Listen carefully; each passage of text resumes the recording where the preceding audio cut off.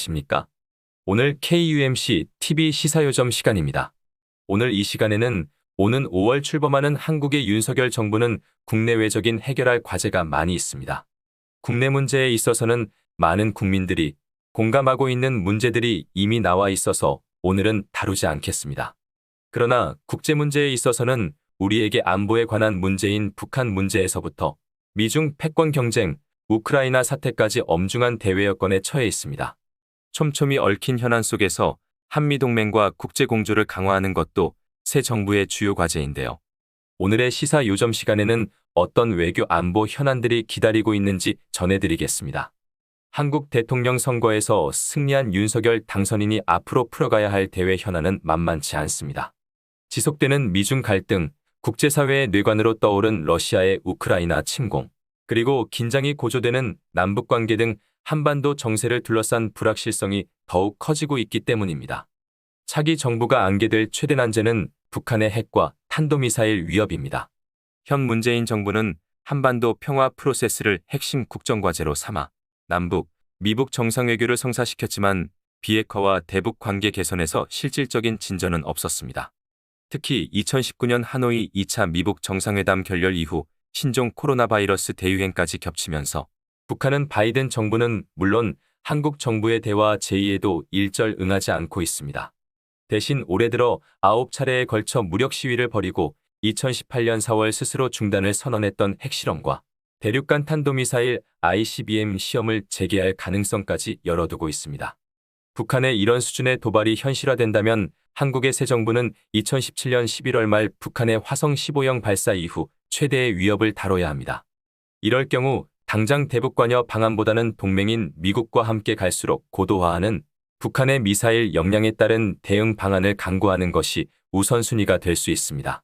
한미연합훈련 재개 여부가 새 정부가 결정해야 할 주요 이슈 중 하나로 거론되는 건 이런 이유 때문입니다. 한미연합훈련은 2018년 북한과 핵협상 이후 대부분 축소됐습니다. 특히 대규모 기동훈련은 대북 외교 모색과 코로나 확산 등을 이유로 몇 년째 실시되지 않고 있는데 대북 준비태세 유지를 위해 재개해야 한다는 지적이 끊임없이 제기됐습니다. 북한은 한미연합훈련을 대북 적대 정책의 일환으로 간주하며 중단을 요구하고 있습니다. 선거운동 기간 쟁점이 되기도 했던 미국의 고고도 미사일 방어체계, 사드 추가 배치 문제도 다시 현안으로 떠오를 수 있습니다. 윤석열 후보 측은 북한 미사일이 진화하는 상황에서 다층 방어 역량을 강화하기 위해 사드 추가 배치가 필요하다는 입장을 밝힌 바 있습니다. 하지만 사드 추가 배치에 대해선 한국 내에서 반대 여론이 적지 않은 데다 2017년 한국의 사드 배치 당시 중국이 경제 보복과 함께 강력하게 반발했던 사례가 있습니다. 이후 문재인 정부는 사드 배치로 인한 중국과의 갈등을 수습하기 위해 사드 추가 배치, 미국 미사일 방어체계 MD 참여, 한미일 군사동맹 등 세 가지를 하지 않겠다는 이른바 사드 3불 입장을 발표했습니다. 윤석열 당선인은 문재인 정부의 이 같은 접근에 비판적 견해를 밝히며 집권할 경우 재고하겠다는 방침을 시사한 바 있어 정책 변경 여부가 주목됩니다.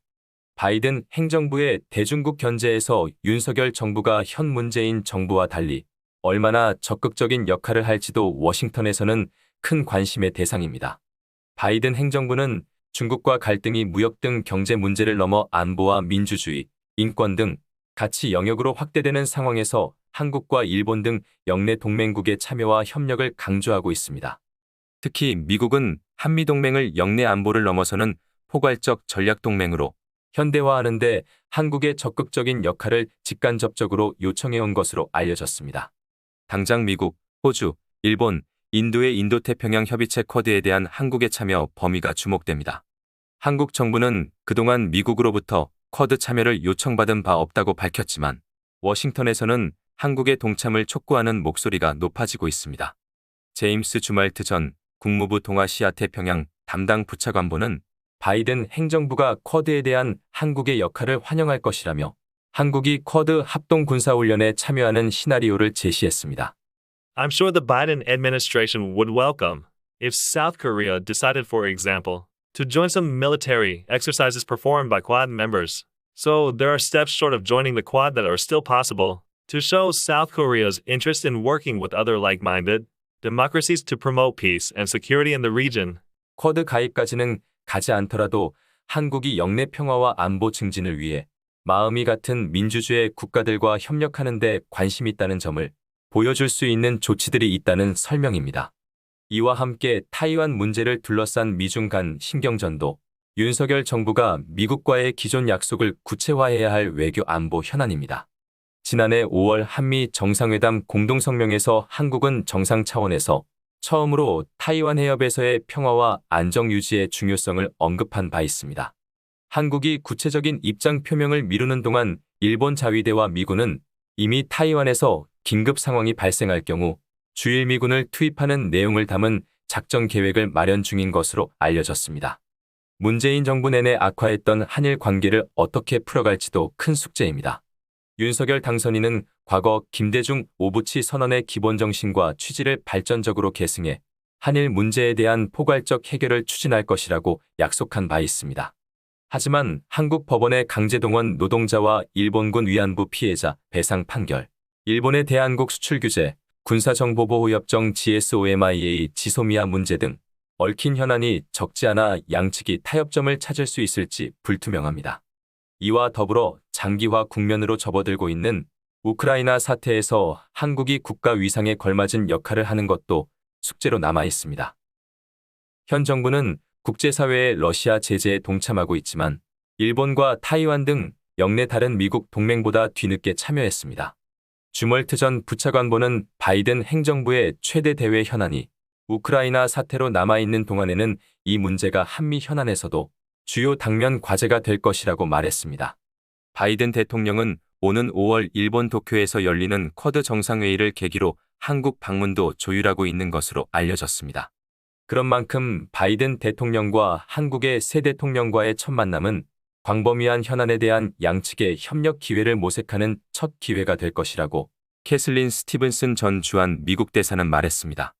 We are just beginning of what I think is a much changed geopolitical situation in the world.